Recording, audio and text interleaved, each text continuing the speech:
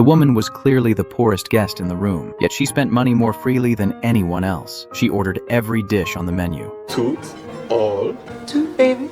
Sweet. And out of pure love and respect for food, she didn't change a single thing. At the other table, the powerful and wealthy guests were the opposite, constantly making demands. No butter, no potatoes, endless special requests. Hearing their picky orders, the chef instantly lost his passion. No butter, no cream, no wheat, no dairy, no fat. Eh, merde! Why do they bother to eat? But when he saw Georgia's menu, his mood immediately lifted, J'aime beaucoup ces femmes. and he decided to cook for her personally. The chef made a rare appearance in the dining room. The wealthy guests stood up at once, but the mood quickly turned awkward because the chef walked straight past them and sat down next to Georgia, chatting with her like an old friend. Everyone became convinced this woman had to be someone important. Rumors spread, saying she might even be royalty. Even the politician grew curious. So when Georgia soaked alone in the hot springs, he quietly moved closer. That moment was spotted by a passing tycoon, making him even more curious about her identity. He was the most celebrated leader in the retail world, and this trip was meant to impress the politician.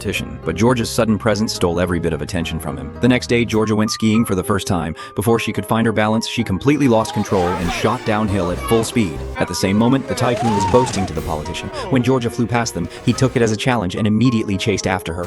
Georgia instinctively reached out and grabbed him. Within seconds, both of them lost control and flew off the course together. In the next moment, Georgia, the complete beginner, landed safely without a scratch. But the tycoon wasn't nearly as lucky.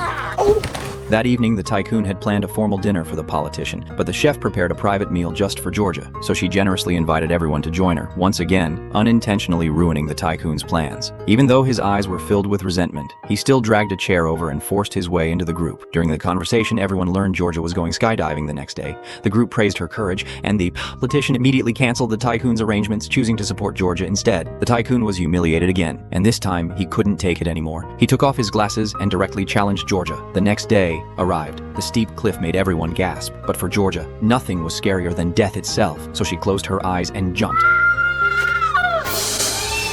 Moments later, she opened her parachute and landed safely. The tycoon, however, instantly regretted his decision from the night before. After struggling for a long time, he still couldn't bring himself to jump. In the end, under everyone's mocking stares, he awkwardly climbed over the railing. Disappointing. Back at the hotel, Georgia's name was everywhere. People said she was the coolest guest they'd ever seen. Angry and humiliated, the tycoon bribed the housekeeper, ordering her to use her position to dig into Georgia's background. Meanwhile, the brave girl Georgia was counting down the few moments of happiness she had left.